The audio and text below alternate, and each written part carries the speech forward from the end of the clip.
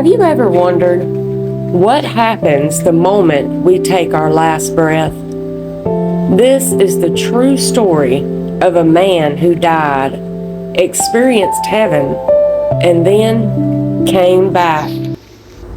January 18th, 1989, it was a rainy day in Texas.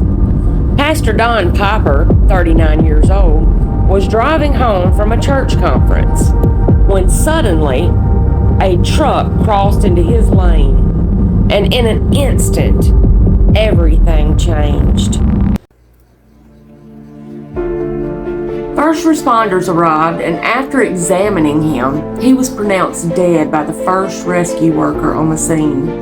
And then 3 other sets of EMTs had come on the scene eventually and also pronounced him dead. His body lay under a tarp for the next 90 minutes as the jaws of life tried to get his body out. Meanwhile, his soul was experiencing love and joy. He was in heaven. He described walking through gates of incredible beauty, surrounded by light, warmth, and perfect peace. And then he heard music, not ordinary music, but worship so powerful, so pure, it filled every part of him. He recognized people, loved ones who had gone before him, welcoming him home. It was radiant light and heavenly music, a welcoming party, angels, and pearlescent gates. Heaven was a buffet for the senses, a sensory explosion. There are colors that don't exist on earth, sounds that don't exist there, even an aroma that is heavenly and incomparable. Even the communication between people was heavenly, he said. It really wasn't a language I've ever heard before. We did communicate vocally, and yet there was communication that went beyond speaking. Kind of like the Apostle Paul says, that we see things now dimly, as if we look through a mirror, but then we will see things as they really are. And in heaven, you really do. You just know. Another pastor, Don's friend, Dick Onatecker, was traveling back from the same conference and came upon the scene. Something stirred within his spirit, and he felt led to pray for him. He asked, and then he started begging rescue workers to allow him to pray over the pastor's body, even after they continued to tell him that Don had been declared dead for well over an hour. But eventually the EMTs and rescue workers reluctantly said, okay, whatever, likely thinking he was out of his mind. So he ran over and climbed into the wreckage and placed his hand on Don as he prayed. And then he started singing, "What a friend we have in Jesus." And miraculously, Don began to quietly sing along with his fellow pastor, his friend.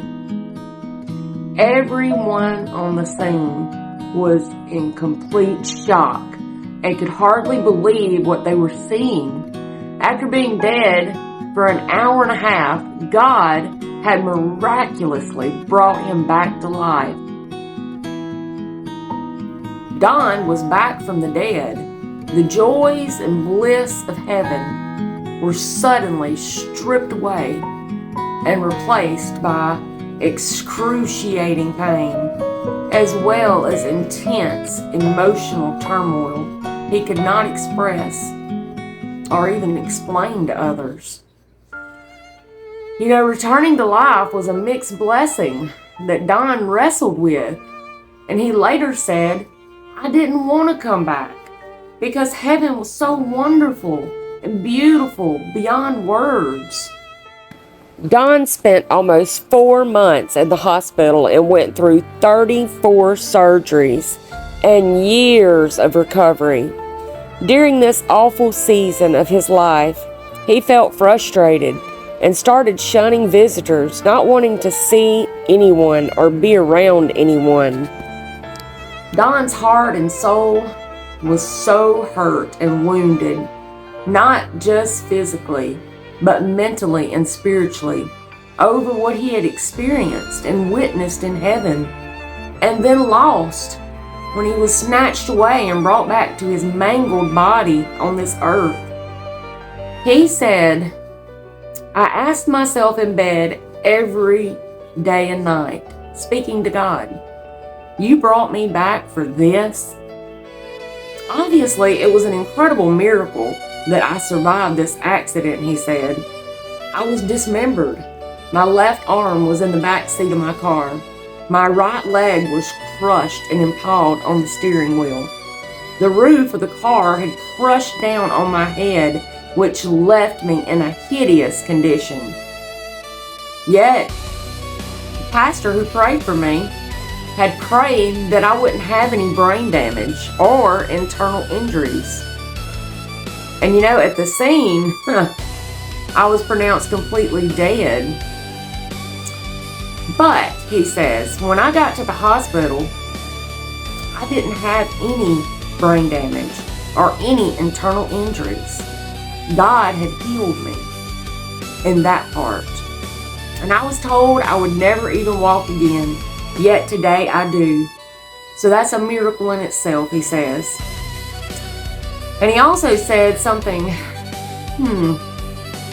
that makes me hang on his words. "Sometimes things happen to us from which we were never the same again. We have to embrace that." When he became extremely depressed after being in bed and after so many surgeries for so long, he made up his mind to help others, encourage others, to get his mind off of what he was going through. And that is when his spiritual recovery began.